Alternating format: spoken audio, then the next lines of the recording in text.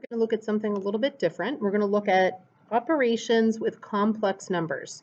So in your basically whole math career, we've always talked about real numbers, real numbers. Well, everything that you know is a real number so far.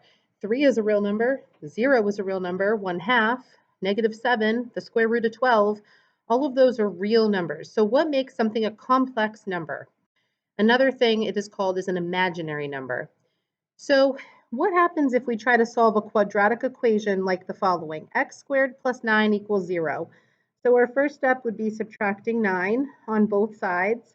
And then our next step would be taking the square root of both sides. And we just can't go any further. We would normally say there is no solution to this problem, right? There is no real number that if you put it in for x, you can ever get -9 when you square it.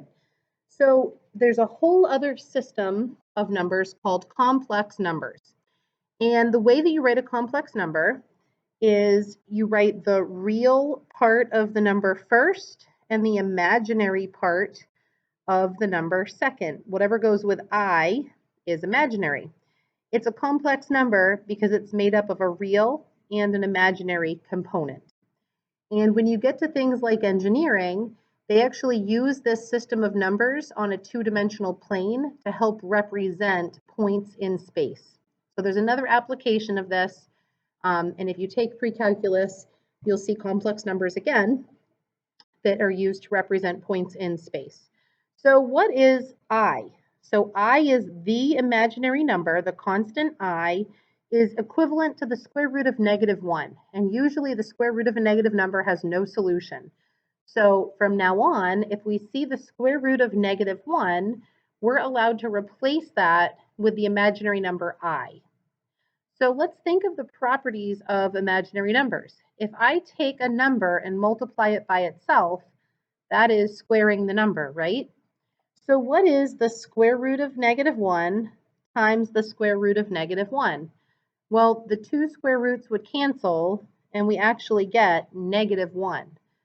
So I is an imaginary number, but I squared is actually the real number -1. So you can actually jump from imaginary number land into real number land back and forth when you multiply by a different number of i's. I know, kind of crazy. So what about if I cube I? Well, isn't that going to be I times I squared is I cubed? So it's really, you're getting -1 from your I squared, right? So you're really getting the -1 from your I squared. So it's -1 times I is -I. And I to the fourth, isn't that I squared times I squared? Well, what's -1 times -1? Isn't that 1? So anytime that you have an even power of I, you actually have a real number. Even power of I, real number. So the 4 powers of I that you see in this chart are really all that you're going to get, because what if you go to the next power of I to the 5th power? Well, isn't I to the 5th power I to the 4th power times I to the 1st power? Isn't I to the 4th power 1? And isn't 1 times anything itself? So I to the 5th actually has the same value as I to the 1st. I to the 6th, I can represent that as I to the 4th times I squared. Doesn't that have the same value as I squared? So it kind of repeats itself over and over into this set of 4, either I squared, I cubed, or I to the 4th. So what you need to do when you're evaluating higher powers of I is you need to think about what power inside here is divisible by 4. And I to the 8th, 8 is actually divisible by 4, right? It's I to the 4th times I to the 4th. Isn't 1 times 1 still 1? So I to the 8th is the same as just 1. So I to the 8th is not an imaginary number anymore. It's actually the real number, +1. I to the 17th.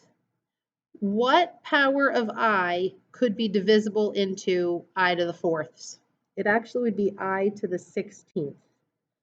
So I to the 16th is I to the 4th, I to the 4th, I to the 4th, I to the 4th. That's equal to 1 times I to the 1st. So that's just equal to I to the 1st. So just I. What about I to the 30th? What inside 30 is divisible by 4? That would have to be I to the 28th, right? So 28 plus 2 gives me my power of 30. That's just I to the 4th 7 times, right? So that's just 1 times I squared. And we said that I squared was equivalent to -1. All right, what about I to the 27th? 27 is not divisible by 4. 26 is not. 25 is not. I to the 24th is divisible by 4. I'd have 3 left over. So 24 plus 3 is 27. This is just equal to 1, I to the 4th times I to the 4th, 6 times. So this is equal to I cubed, and we said I cubed is -I. So when you have higher powers of I, you're going to want to look to see what power could be divisible by 4, what's your remainder, and then whatever your remainder is, it's going to fall into one of these categories. So your answers are going to either be just I, -1, -I, or 1. One of those 4 answers. Okay, so complex numbers, you actually can kind of treat like a variable, like x. So there's something called addition and subtraction with complex numbers. Just like if you were going to add real numbers together, like 7 plus 10 is 17, you can add 2 imaginary numbers together as long as you follow this rule. You have to add or subtract the real parts separately from the imaginary parts. So if I had 2 plus 3i as my imaginary number or complex number, and -1 plus 4i as my other complex number, I would add the 2 plus the -1 to get 1, and I would add the 3i and the positive 4i to get 7i. And I write my final answer, a plus bi. That's standard form of an imaginary number. Right now, this doesn't mean a whole lot to you. We're just kind of being exposed to the complex number system and some operations. And tomorrow, we're going to solve some quadratic equations that have complex solutions. So we have to know a little bit about these complex numbers before we can solve problems with them. What about a subtraction problem? So a subtraction problem, before I start, I really should distribute my negative sign. So that would make this a +1 and -4i. So now I can add together my like terms. 2 plus 1 is 3. 3i minus 4i would be -1i. Or if you prefer, just 3 minus I. Either answer is fine. All right, so that's addition and subtraction. It's just like with variables, you add your constant and you add your imaginary term. Multiplication, you have to use FOIL or the distributive property. So if I have a binomial times a binomial, I need to do FOIL. So if I was going to do FOIL, first, 2 times -1 is -2. Outer, 2 times 4i is 8i. Inner, 3i times -1, -3i. And then 3i times 4i would be 12i squared. So 12i squared is actually a real number, right? Because I squared is equal to -1. So 12i squared is actually equal to -12. So these are my 4 terms that I need to add together. How many real terms do I have? I have -2 and I have -12. So I have a total of -14 real numbers. How many imaginary numbers do I have?